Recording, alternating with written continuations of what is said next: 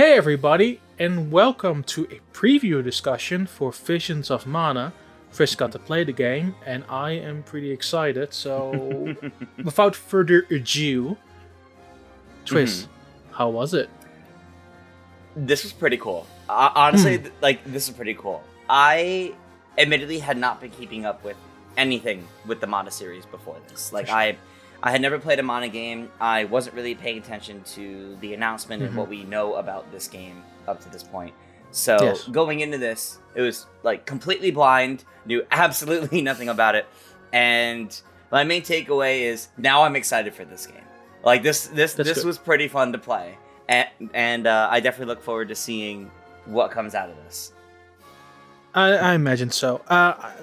There hasn't been that much information on Visions of Mana. I think there were two key points so far, which was obviously the trailer at the Game Awards, and then their presence at, surprisingly enough, the developer direct of Xbox. So they've definitely been putting a lot of attention on this. And I mean, the game's supposed to be coming out around this summer. No date yet, but like around the summer. So it makes sense. They're really trying to step up the marketing. And you and I were talking before recording about how the Mana series, especially in recent years, has kind of had mixed reception. Some very good, some not very good. So I think they're trying to go all out this time. I mean, particularly the Secret of Mana remake, which is a game that people love. People love Secret of Mana. The remake of it wasn't particularly good, to put it kind of mildly. And then Trials of Mana, the remake of the unreleased game, which we then got during Nintendo's presentation at E3 in, I think, 2019. That was honestly like a really good game, and they went all out on that and remaking that, like, for the better. Good. But like, for the most part, all these games feel kind of separate from one another, outside of the theming, where it's about this mana tree which people have to revitalize and go towards to, and like pull towards to.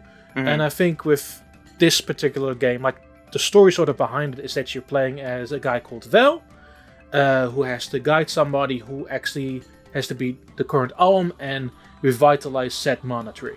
Yeah. Notably, you're playing as Val. You don't play as Hina, the girl that's with him. You don't play as her. She kind of follows the party around, but to talk a little bit about the specific demos I got to play, there were two demo sessions. The first was kind of a big, wide open area to explore. It was called the Fallow Steppe.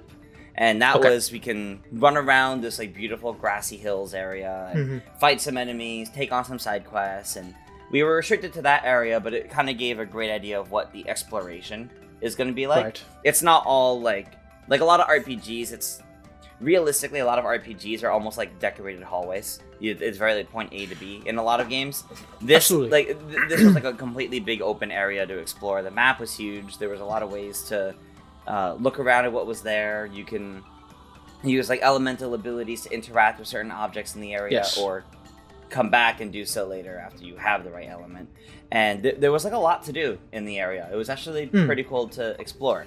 The second one I played was Mount Gala, which was like from entering this mountain to a boss fight up there. So that one was much more of a linear climb. And the whole time I could play as three characters, being Val, Karina, and Morley. Morley kind of more focused on like quick-handed sword play with either like a single sword or like two double swords, depending on the classes, which I'll get to in a second. Karina was more of like an oracle, like she had like a spear or like the ability to cast. But when changing her class, she got like dual fans, so she became like kind of the quick attacker. I actually liked playing her the best. I know if I'm like the key art, there's more characters than that, but those are the only ones that I really got to play. I see. It's interesting how the character, which is sort of more the story about, isn't actually playable, which I find very intriguing, because that's sort of a weird departure from how other games in the series sort of did that. I'll say that it kind of reminds you of games like Tales of Symphonia, where in that case you're playing as, you know, the best friend of the chosen one. You're not the chosen one, or right. The story changes later on, so you basically are, but So it kind of gave me that impression at first, where you're essentially like the best friend of the really important one. Interesting. What I'm more interested by is like, this is like the first Mana game because they've been all more, I wouldn't say fully guided experiences because there still have been towns and stuff. Right. But this is like the first Mana game that's considerably more open than the previous games in the series. Obviously, we have seen that with like other RPGs in the past, where they kind of adapted to having an open world. How does it look? Does it more still hold the colorful elements of those characters? How does it hold up in comparison to the character designs, really? It's all really colorful, I gotta say. Like the characters fit in very nicely to the world, and exploring these worlds, there were a couple times where I kind of just stopped and I like spun the camera around to just like look at the views. It looks really nice. That's good. That's good.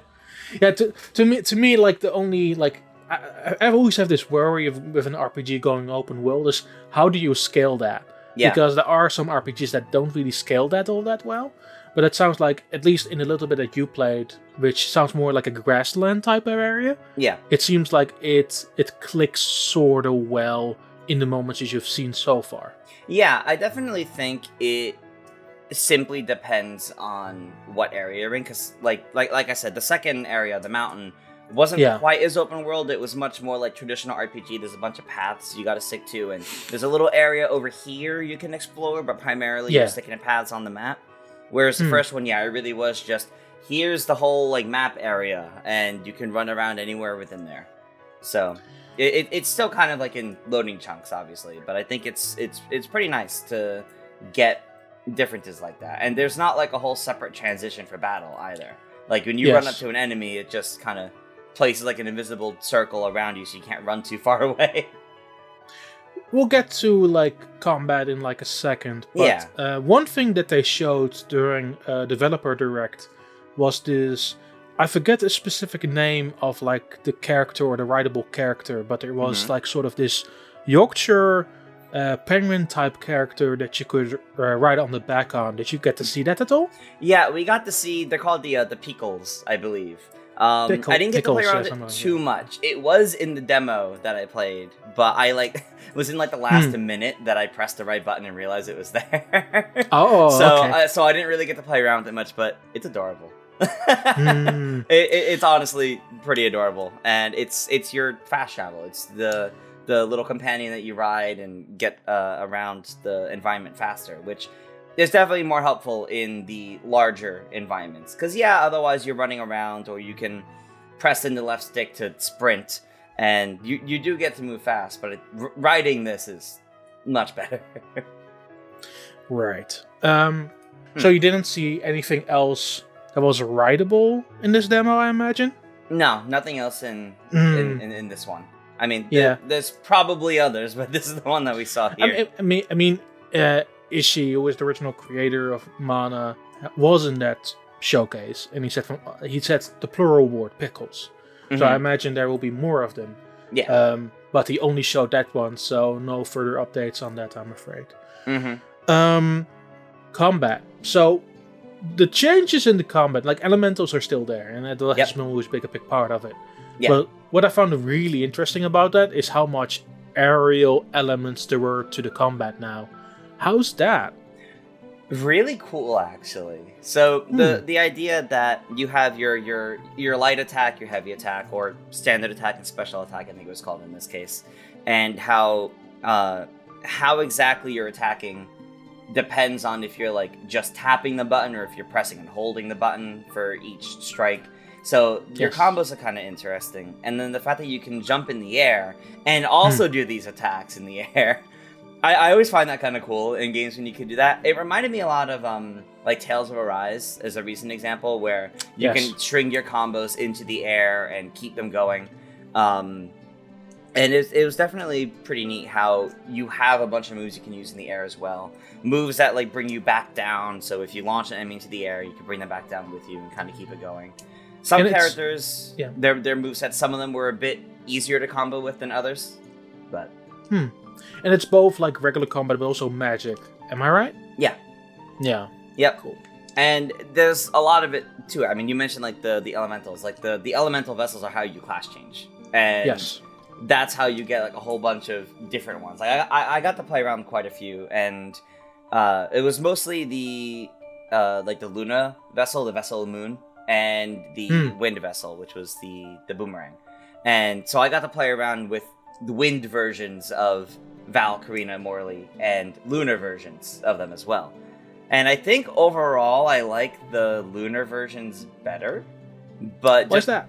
So the Luna version, or the Luna moves, their magic attack with it is almost like a stun. So you can kind of like freeze an enemy in place, but it's more like you slow them down in time, so they start moving really slowly. So if they have like a weak point, it's like your perfect way of being able to hit them.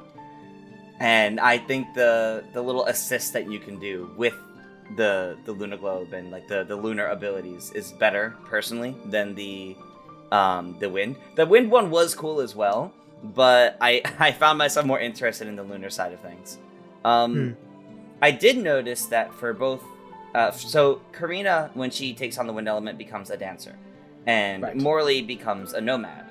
But they kind of played the same as when they took on the lunar, the lunar element. So while Karina was a dancer for wind, with lunar she becomes a moon charterer. But the gameplay is largely the same. She takes on the two fans and she can combo with them. Like her standard attacks basically are the same. It's the magic attacks that change. Right. Like in general, right? Because I'm more about the satisfaction of a gameplay system. Right. How does it is it satisfying to pull up a combo in that specific way? How does it string together between like regular combat and magic? How natural does that particularly feel?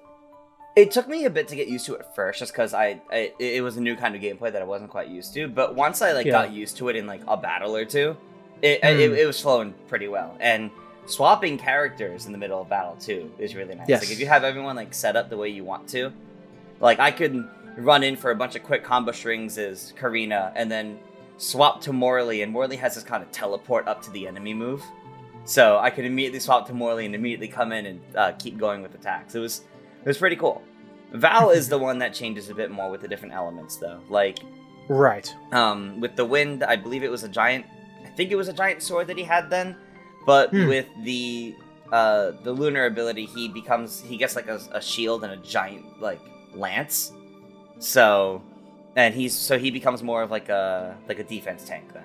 So the class changes are definitely interesting. And while you can't change classes in the middle of battle, you can really like easily change character classes outside of battle and then swap between the characters in battle. So if you set them all up the way you want to, you can kind of keep jumping around between characters and keep the battle going how you want it to, which was really cool, actually.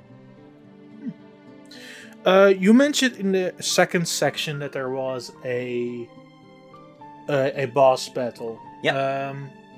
Describe that a little bit. What was that boss battle all about? So the boss battle was against I can't talk about like the story elements of it, obviously, but the boss battle was like a giant like praying mantis kind of enemy, and it had these like glowing rocks on like its abdomen. So that was like the weak spot. That was where you could deal like the critical damage, but it's like always trying to face you, which was how like the lunar globe, like the lunar element, became useful, because you can use it to slow it down, and then everyone runs behind it to be able to attack that weaker part of it more.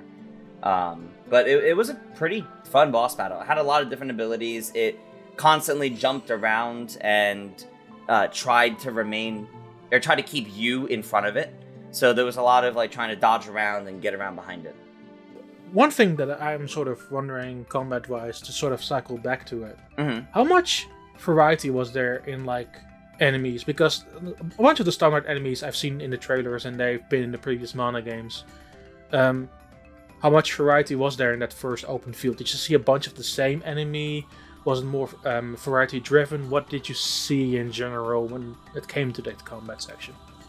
In the first demo, like in like the big open field, there were, I want to say like 4 or 5 different kinds of enemies. There was like these little like cute little like hedgehog-like enemies that deal paralysis. There were like some fairies. There were like bees. So there was actually like a decent amount of enemies.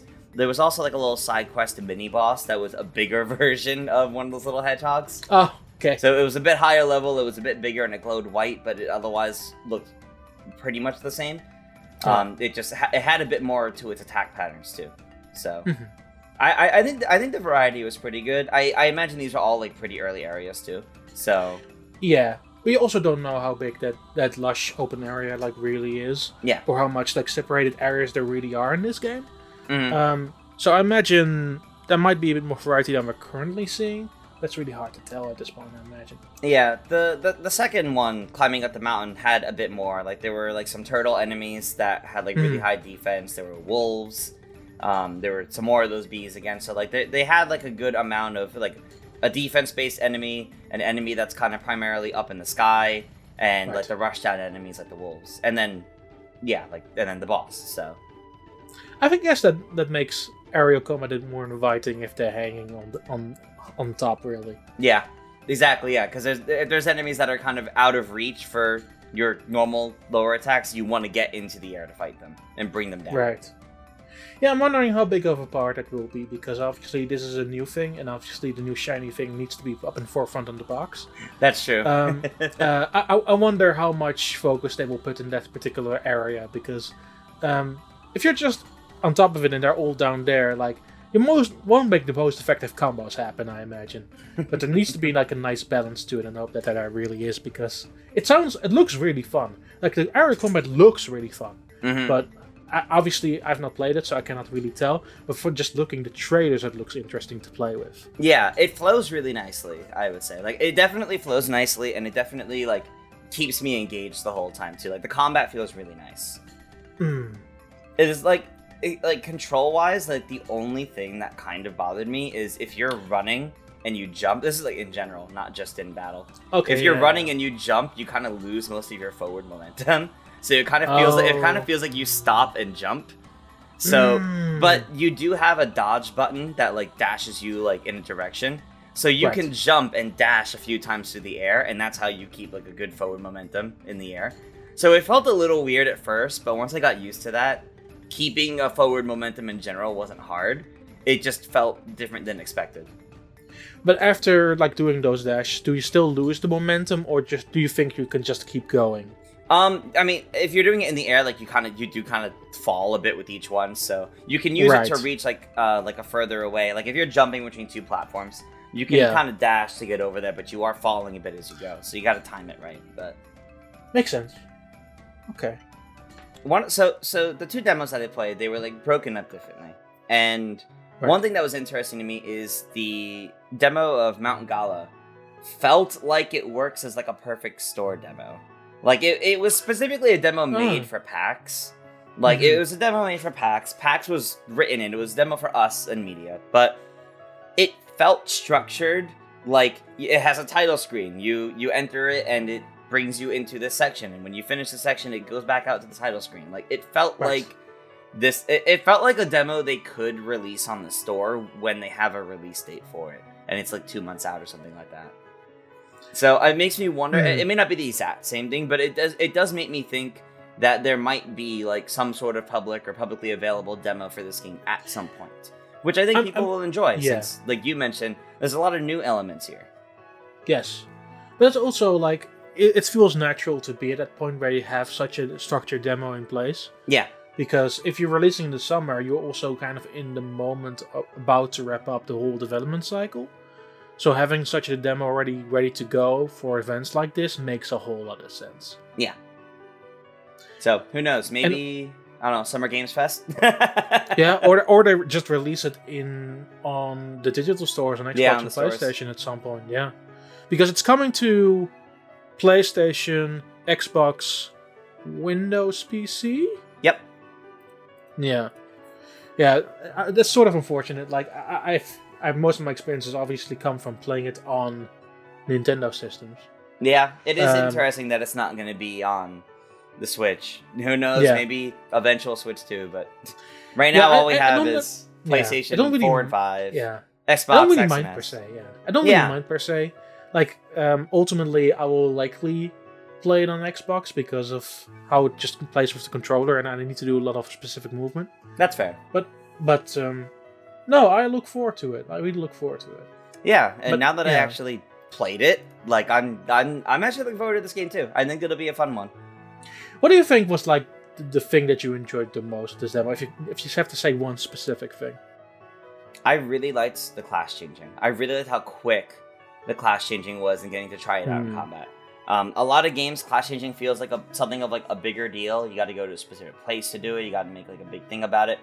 This Right. is just like equipping a different item basically, and you swap which item is equipped or which element is equipped rather, and boom, there you go. Now you can try this out, and it was very quick and easy to try out different movesets for all the characters, and like within 5 minutes. I was able to like try all the different combinations and see like that I had access to. Not everything in the game, obviously. And it was just really neat to jump around with. I think higher level difficulty stuff in the game will be really interesting because of that. Because I think you'll be able to really like strategize well and set up your team with exactly what you need after like experimenting with it and then like jump around between all the characters and all the different classes. All right. Any closing thoughts before we say goodbye? I hope we get a release date soon. Hopefully. That would be nice. That would be nice. I mean, with this preview dropping and other previews dropping, it would make sense for them to drop a release date at some point in the future, especially if it's coming out this summer. Yep. Hopefully, yeah. I mean, regardless, though, as the reminder for folks, I've never played a Mana game before, and I'm excited for this now that I played this. So I think you should. I think it's a good jumping in point. You should try Trials. Trials is really fun. The remake of Trials of Mana. It's basically on everything. It's on sale a lot. So. All right, I'll keep that in mind. Yeah. All right, everyone. Thanks so much for watching, and keep it locked to GameXplain for more on hopefully Visions of Mana and other things gaming as well. See you later.